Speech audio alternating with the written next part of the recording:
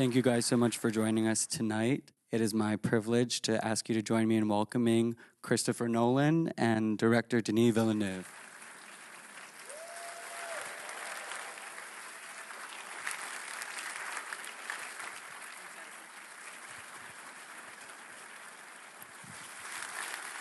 Thank you.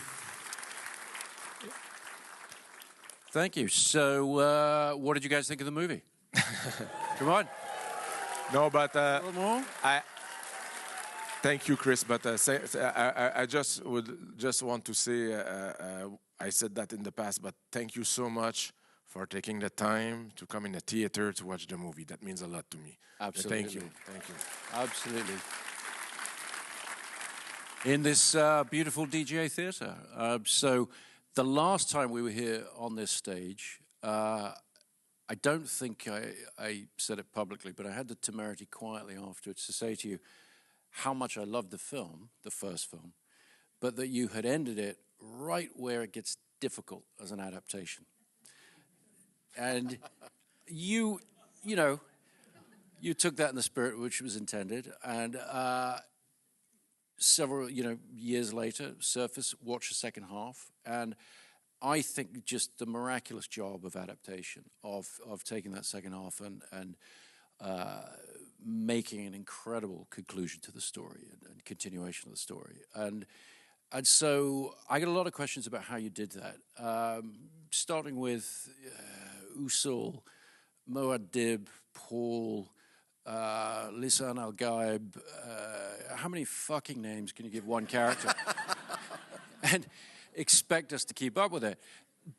There's a serious question behind that, which is most adaptations, it's a process of condensing things and simplifying things.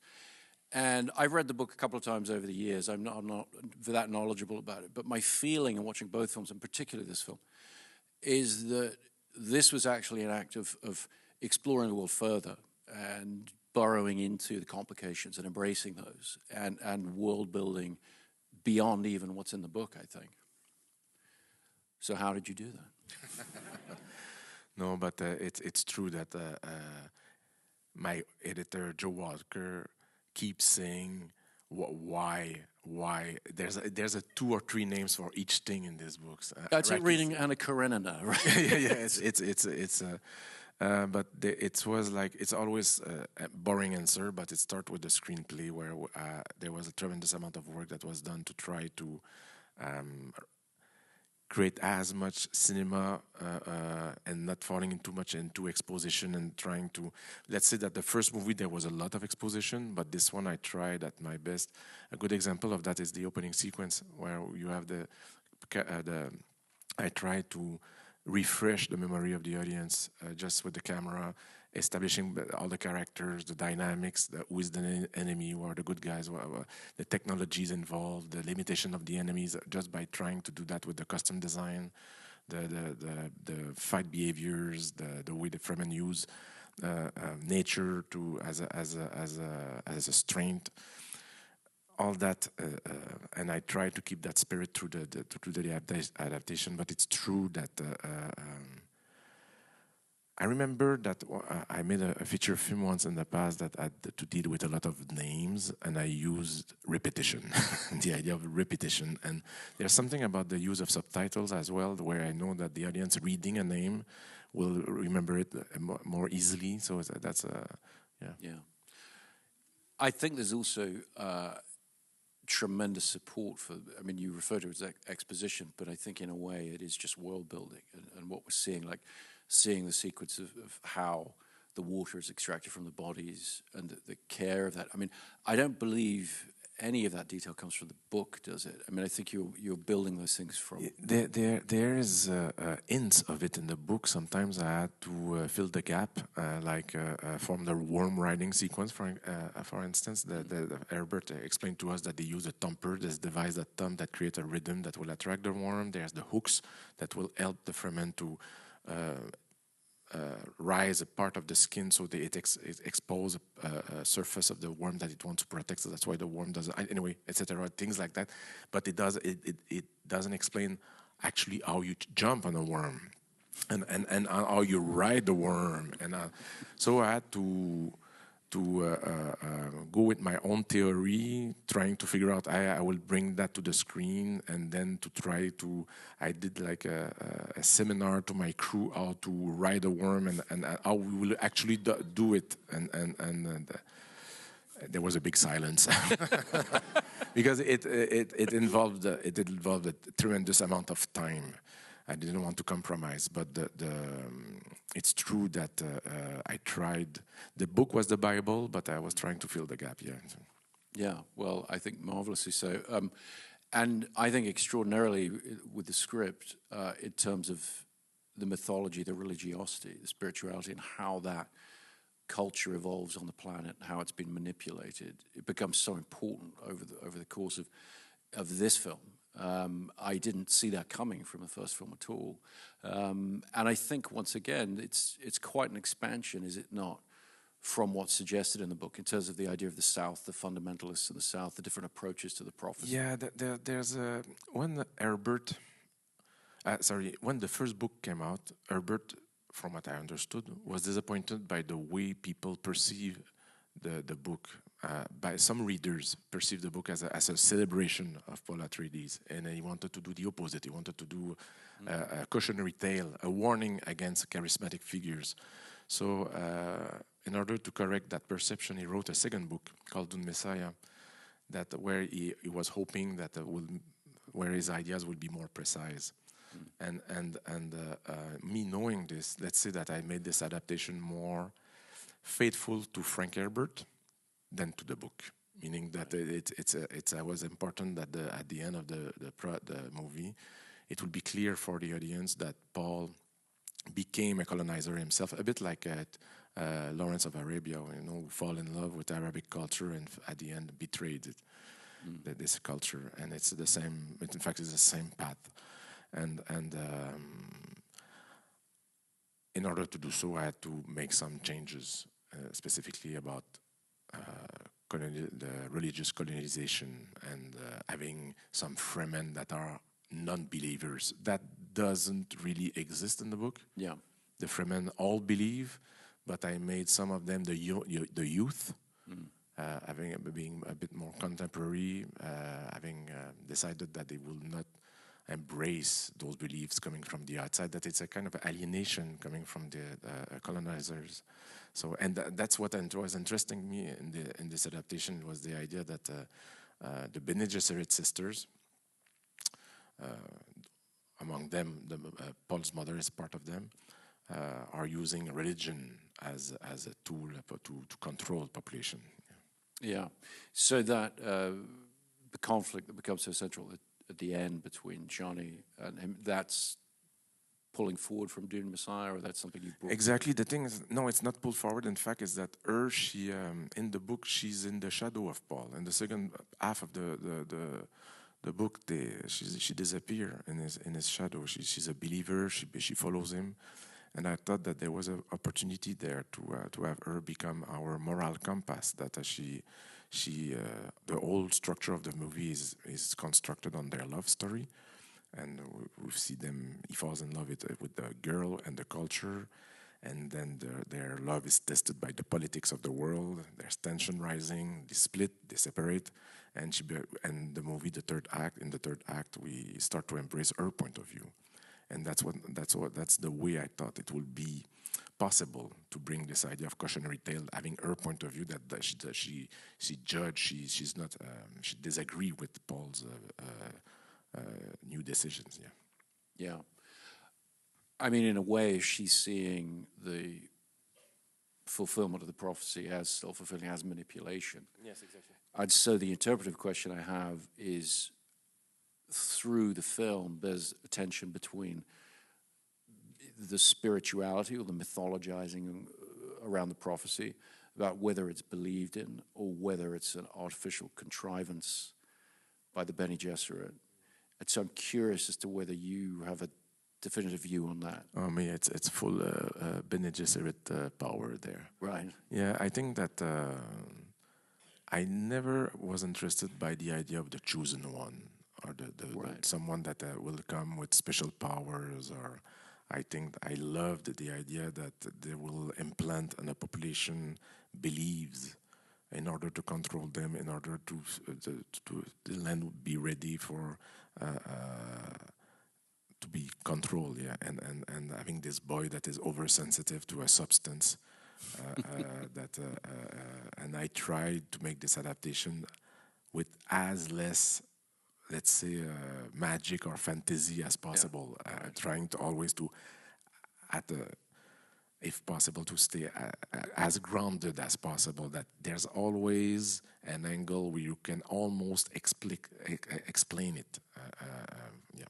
Well, I think that makes it very distinctive because we're so familiar with this concept of the one, or the Messiah, with no explanation as to why or how. Whereas this film is rich in explanation, mythological explanation of how this prophecy come about, what it represents, and there's a greater purpose to it. So I think it makes it very distinctive. But the thing is that I'm not interested by the fact that Paul is special. I'm interested how the other people are looking at him. Yeah. And why they are looking at him this way, and how much power it gives him, and how dangerous he becomes because of that, and which will lead to a next movie where for those who know Dune Messiah, it doesn't turn for the best. Well, I mean, that sort of brings us pretty naturally to the performances, because I think Timothée Chalamet gives an incredible performance in this film. And I don't think there's anything, even in the first film, that you see where this is going to go with the full arc of it. And I wondered, I mean, firstly, I'm assuming after you saw him in Interstellar from 10 years ago that you realized what a terrific... He's the Muad'Dib, right there. Exactly. It was all right there. But when you cast him as the young, Paul Atreides in the first one, I guess you must have known, where this was going or where it would take him. But it's quite a leap of faith, I think, to go from such a youthful character, because I wondered, I mean, obviously there's Lawrence of Arabia there, particularly, in the montage of sequences where they're disabling the spice infrastructure, things like that. But I wondered if you talked about Michael Corleone. There's something in the arc, there's something in the darkness that gets uncovered over the course of the two films. It's absolutely one of the let's say the example that I use with Timothée, the Godfather, this idea of a character that is against his family beliefs, and that will finally embrace through the circumstances, become what he was trying to avoid. Yeah. And that tragedy and losing his family and all the tragedy that comes with that. And it's that's probably where the discussion started with Timothée. Right. I had seen Timothée. I don't know if you remember the King from David Mitchell. Oh yeah. Where it's a fantastic film where Timothée really embodied that young king with incredible bravado and power. Even if it was younger at the time, I was really impressed, and I knew that he has that inside him, that strength, and I had to pull him back during the first movie where he was trying all the time to, and I said no, the Muad'Dib is later. I had to seriously bring him down all the time, and that's why when in this scene when he does his speech to the crowd, that he was so happy. Finally. Well, please talk some more about that scene, because I watched it again today, and that scene, I think, is so extraordinary as a representation of somebody, exercising their power, realizing how they can. And what I think is powerful about it is you understand his reasons for doing so, even as you're uncomfortable seeing it through Shani's eyes. You're worrying, but at the same time. But what was that scene like to shoot? Where did you shoot it? How did you shoot it? Well, talk us through that a bit. It's a scene that we were more ambitious at the time with the set, and it was even when even when you have a lot of money, you never have enough money. and that scene at the end, at first I thought that I could shoot it. I'm not answering to your question, but I think that as directors we know it's the limits, and from those limits I came with the idea that it could be like a cave like that with shaft of light. At the beginning, it was supposed to be like more like a crater with a huge circle in the center, but it was not technically possible to do that. We had our share so we tried to shoot as much as possible the movie with real sunlight, but the size of that room that Patrice had designed was so ridiculously big. It was not possible to create that. So we came with this idea. We saw it was shot in one of the in Budapest on a sound stage, massive, and the ground with a massive platform. And Greg Fraser had created those shafts of light that with the perspective in them, so we can emulate the distance. And I brought as much extra as we could, but there was, of course, a lot of crowd replication.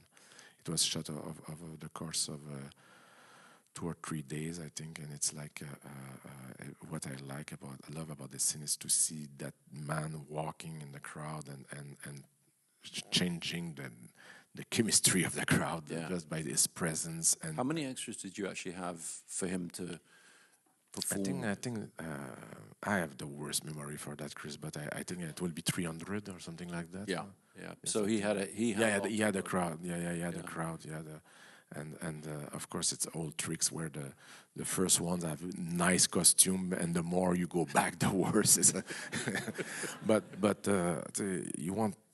you want to have as much as possible, but it's always like that. Yeah. And how was he? How did he prepare for that? He was just raring to go to show what the character. But there was tremendous amount of preparation because he was also doing the scene in Shakopsa with this language that has been designed for the film, right? And it's a language that was extrapolated from the book. Herbert. There's a lot of words in the book of Shakopsa words from the Fremen language, but you don't necessarily have full sentences, etc., etc. So we hired. I'm getting out of your question a bit, but no.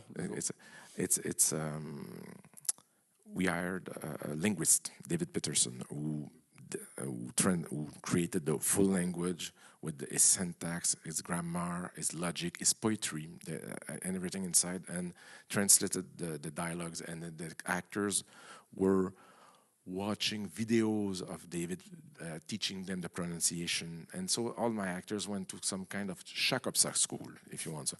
And I had a dialect coach on set that was there to make sure that they had the right pronunciation, so everybody will speak the same, so it will sound as real as possible.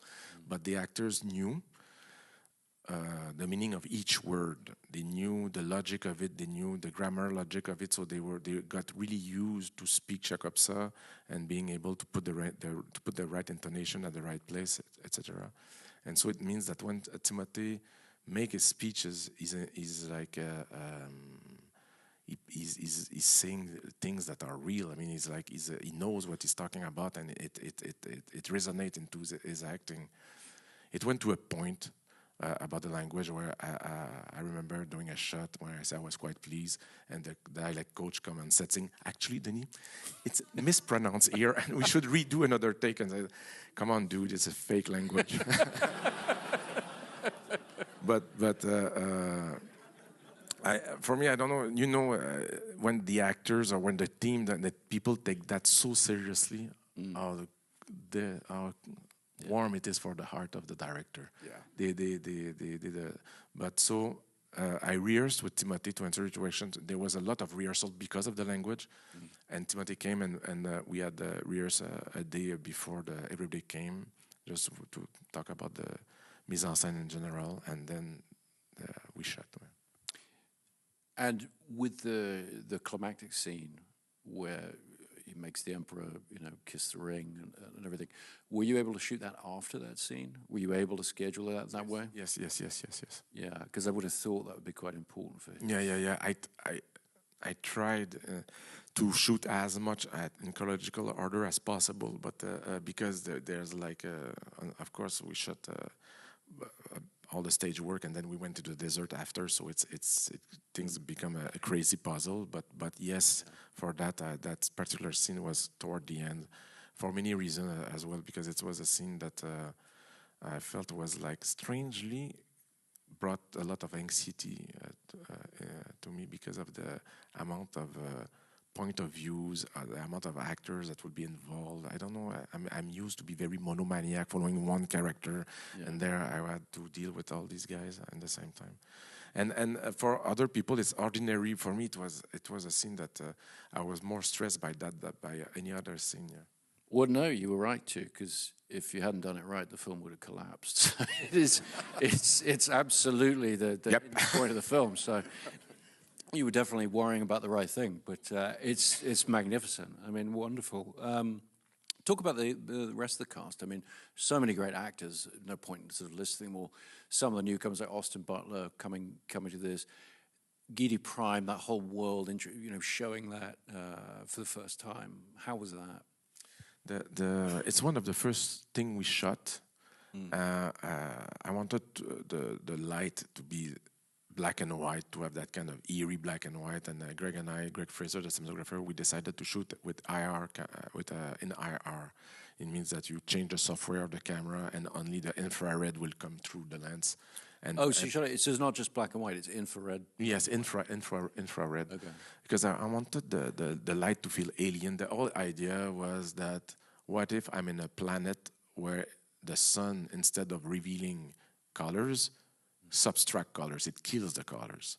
And the idea was to try to bring a natural environment from Gedi Prime, from the Harkonnen planet, that will give us some hints on the psyche of the character. Like, the thing I love about the book is that it's in some ways the book is also a study of how ecosystem influence population, humans.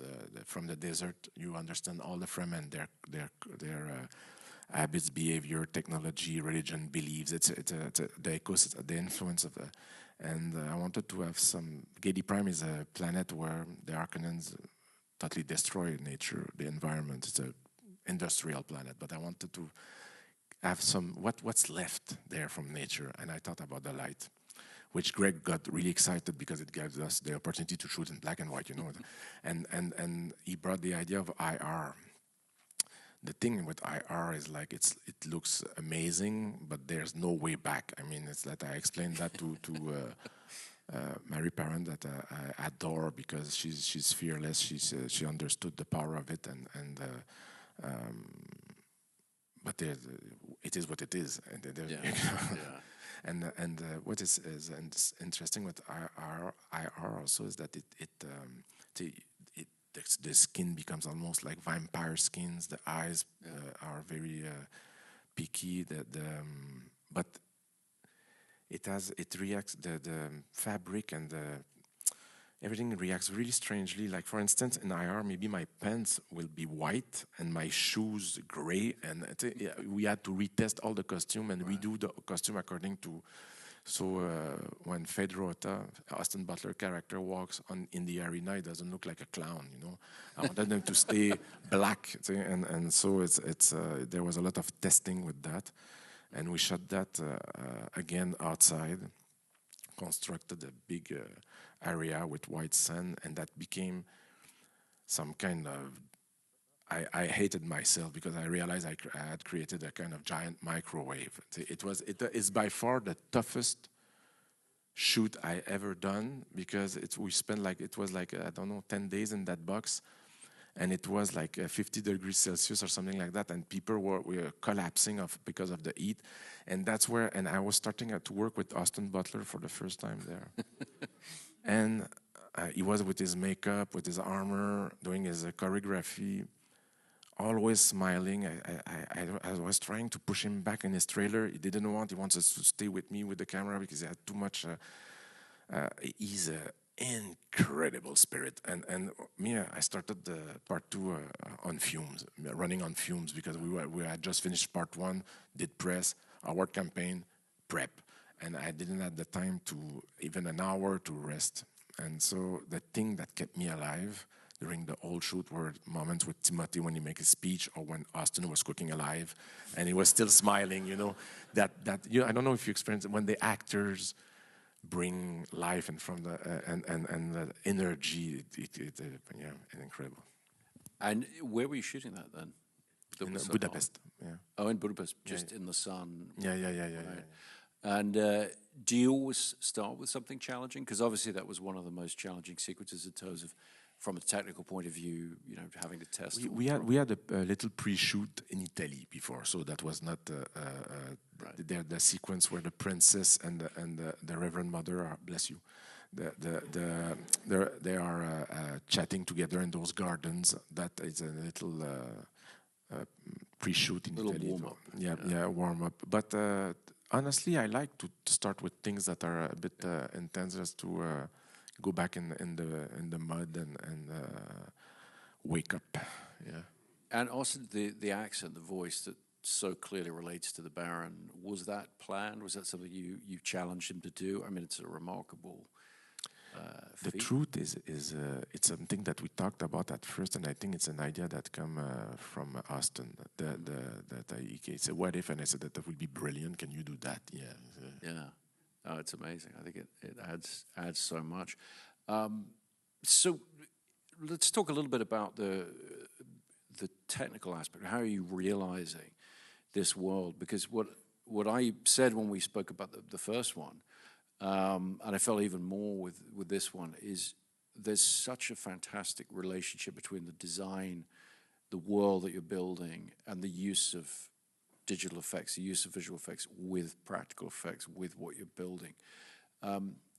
How do you manage to make it so cohesive when different people, different departments are doing things? So often on a movie set, a green screen is put up and the problem is just kind of punted down for somebody else to solve later on. How are you? That's clearly not the case with this world building. It's so cohesive. You believe in these environments so much. So talk us a little bit through that process. How do you keep that in that way? Man, the thing is that it's all it's all in prep. I mean, it's like my production designer Patrice Vermette is very, very, very precise, and it's artwork. Greg Fraser will tell you. We're looking at the artwork very often, and the idea was trying to match that and to be faithful to the spirit, because I insisted right from the start when we did part one that the way we will use light, the spirit of the light, the texture, the contrast, all the artwork will embrace that, to try to be as precise as possible. It's the first thing I've done, in fact. I hired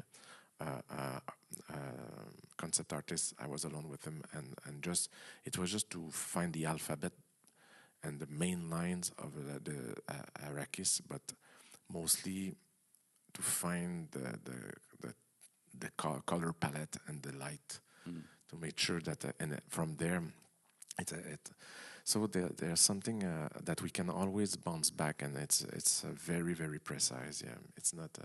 I think that I learned the hard way. Right? And how much before I made the mistake not to pay attention to that, and then you arrive, as you said, and the VFX are left and right, and it's like, so to be sure that everything is aligned from the start with the spirit of it.